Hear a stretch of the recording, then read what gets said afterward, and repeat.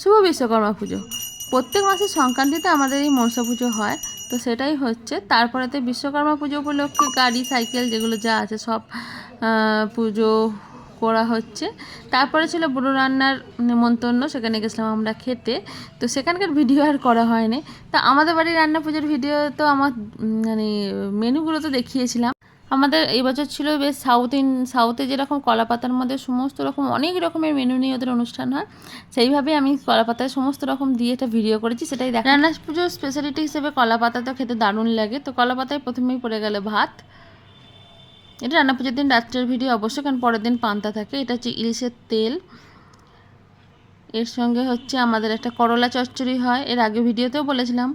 করলা, আলু আর কাঁচকলা দিয়ে ইলিশের মাথা দিয়ে, তার সঙ্গে ওটা হলো পুঁই শাকের চচ্চড়ি। এবার ভাজাগুলো আলু ভাজা, বেগুন ভাজা, পটল ভাজা, কুমড়ো ভাজা, ওলের বড়া এবং চিচিঙ্গা ভাজা আর নারকোল ভাজা।